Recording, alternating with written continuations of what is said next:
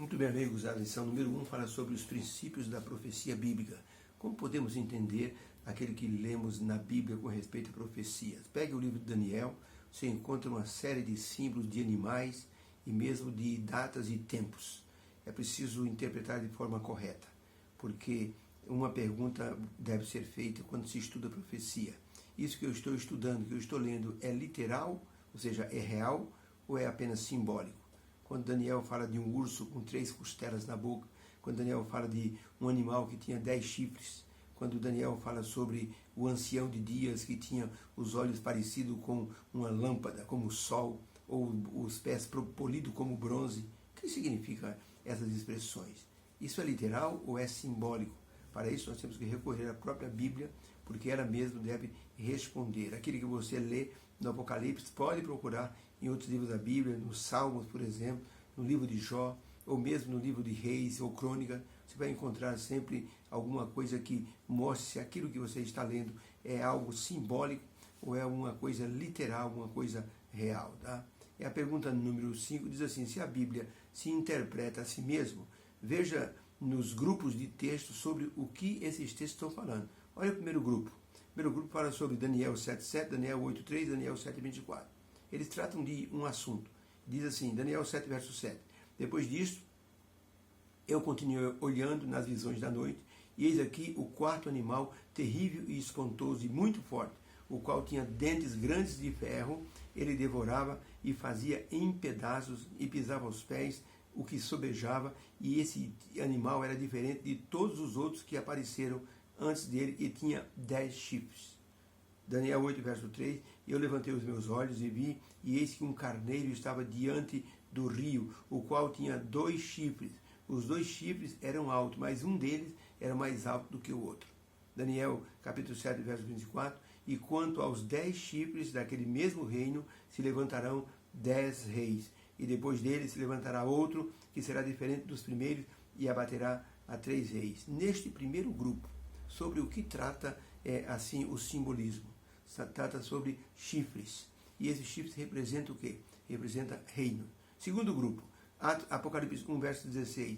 E ele tinha na sua destra 7 estrelas, e da sua boca saía uma aguda espada de 2 fios, e o seu rosto era como o sol, quando a sua força resplandece. Efésios 6, verso 1. Use o capacete da salvação e a espada do Espírito, que é a palavra de Deus. Hebreus 4, verso 12, porque a palavra de Deus é viva e eficaz, mais penetrante do que uma espada de 2 gumes, e penetra até a divisão da alma e do espírito e das juntas e medulas, e é apta para discernir os pensamentos e as intenções do coração. Nesse segundo grupo, essa expressão sobre uma espada que saía da boca assim de um ser que João viu. Essa espada era o quê? Era literal ou era simbólica? Essa espada era simbólica e representa a palavra de Deus. Por isso, é importante lermos os textos e compararmos com outros textos da Bíblia. Outro grupo, Apocalipse 12, verso 1, e viu-se um grande sinal no céu, uma mulher vestida de sol, tendo a lua debaixo dos seus pés e uma coroa de 12 estrelas sobre a sua cabeça. Apocalipse 21, verso 2, e eu, João, vi a santa cidade, a nova Jerusalém, que de Deus descia do céu, ataviada, enfeitada como uma esposa para o seu esposo. Efésios 5, 31 e 32, por isso deixará o homem o seu pai e sua mãe, e se unirá à sua mulher, e os dois serão uma só carne.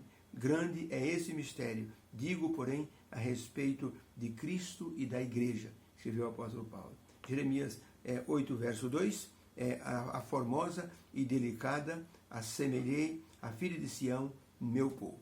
Então esse terceiro grupo fala de quê? Fala de uma mulher vestida de sol, com a lua debaixo dos pés. Fala sobre o homem vai se casar com uma mulher, e o apóstolo Paulo diz: eu estou falando de Cristo e da igreja. Então o terceiro grupo fala de uma mulher, e a mulher representa igreja ou povo de Deus. Perceberam? Nesses 3 grupos a simbologia se aplica assim a algo ou alguém. Por isso que deve ser lido um texto comparado com outro para se obter. Mas quem é que faz isso? As pessoas na igreja querem apenas ouvir. Ninguém quer assim, saber de cavar, de garimpar para descobrir. É tão verdade que as pessoas hoje sentam na igreja, ouvem um sermão, se a pessoa falar uma bobagem, a pessoa aceita e sai multiplicando essa bobagem. Por isso é importante ir verificar. O apóstolo Paulo diz assim, os de Bereia, os bereanos, eram mais nobres que os de Tessalônica. Os cristãos de Bereia eram mais nobres que os cristãos de Tessalônica, porque os bereanos, eles, depois de ouvir a palavra, eles iam verificar na palavra para ver se de fato era realmente daquele jeito que eles haviam ouvido. Então devemos também imitar os bereanos. Devemos, assim, estudar aquilo que nós ouvimos, lemos, porque isso vai aumentar, solidificar a nossa fé.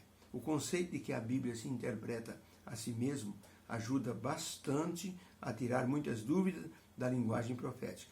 As profecias, ao serem escritas, foram usadas figuras e símbolos por uma razão muito justa. É que Deus não queria que a igreja padecesse muitas perseguições.